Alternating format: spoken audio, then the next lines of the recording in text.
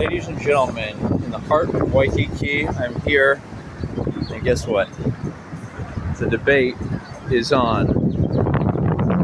It's on camera, if anyone dares. Premarital intimacy is the root of social disintegration, I'm suggesting. And if you really believed, on one side or the other, then, and by the way, believe really means prefer. When people say they believe in a religion or they believe something, it means they prefer it. If you really believed it, then you would debate me on camera.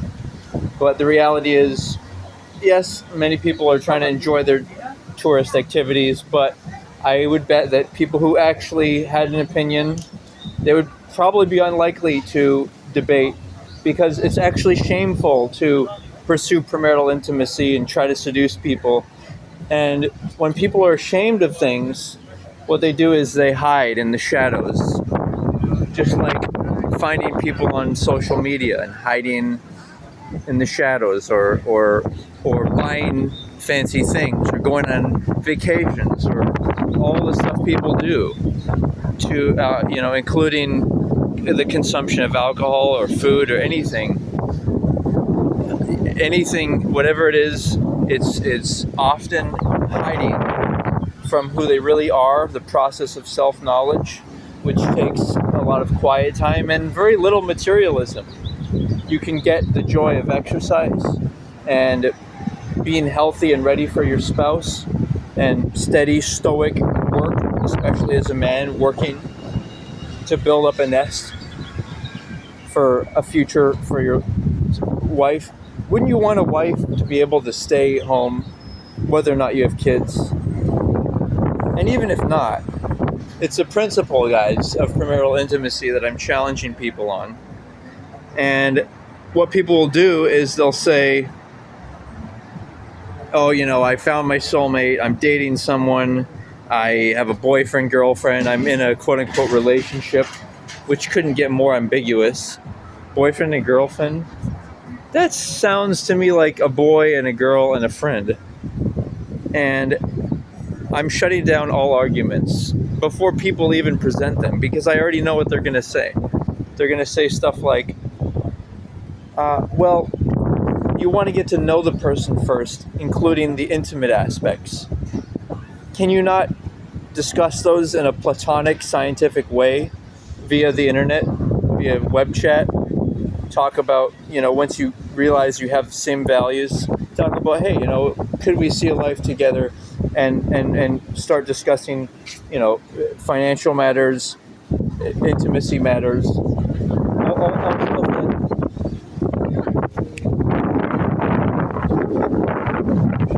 that. Basically, here's the deal. If a man seeks PMI, premarital intimacy, it means he's being led, by the woman in her body and his desires. He's not really being led by himself. He's not putting his values first. He's whipped. He's not wanting to lead a woman. Like, at least try to be masculine and try to make an effort so she can be in her feminine. Not that men and women can't play these roles interchangeably, can't do things. When men and women can do a lot, but we should celebrate the human experience. And that has nothing to do with pets. It has nothing to do with people identifying as cars and all these things. It has to do with human bodies, doing things like wanting to have frequent intimacy, wanting to be healthy and strong so you can keep that drive alive, wanting to do massage therapy. These are our bodies. We should identify more with that than all these other things. Talking about that success is, seducing lots of women and being a player. Well, seducing a lot of girls. First of all, I want a woman, not a girl. A lot of these guys will talk in terms of using the term girl. Second of all, success is marriage. If you really want to be successful, prove that you can get a woman that you actually want to, that you respect, that you admire, that you would want to be like your equal, kind of your equal co-conspirator in life. All right. So there you go. All arguments shut down. Any other arguments, people? Oh yeah, the only other real arguments are, number one, the idea of that you have to try before you buy. And again, I shut that down by saying that you can discover that without engaging in the act. Both men and women should know their bodies and what they want. By the way, men can get off. They don't have to have a woman in order to get off. So all that remains is the woman's flower, right? That's what I'm celebrating. And I challenge any man, is he celebrating that? Is he celebrating that? Is he celebrating the woman's flower? Is he more focused on her chest, or more focused on his privates, or whatever it may be? And the other major argument is that people should be able to do whatever they want and seek pleasure.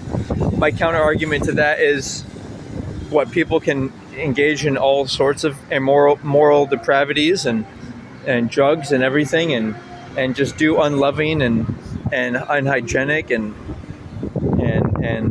antisocial things, like try to seduce one another's daughters and sisters before marriage, before talking to her men and respecting her brothers and father and uncles, and saying, hey, I really like this woman, let's talk about if it would be a potential, we could make a marriage work between myself and you, all the family, including not just her.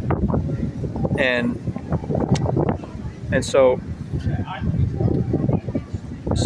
and then the argument is that just people want pleasure. Well, if they're pursuing pleasure, you might as well just take a big dose of an illegal substance and just a strong enough dose to perish, because that's just more and more pleasure that people are seeking.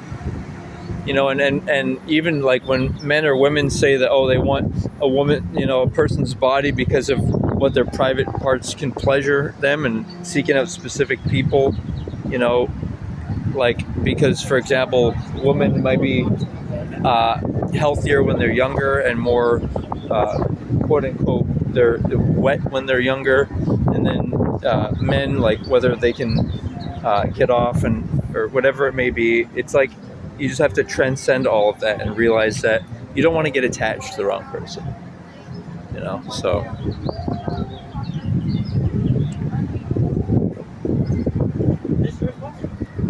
I gotta go.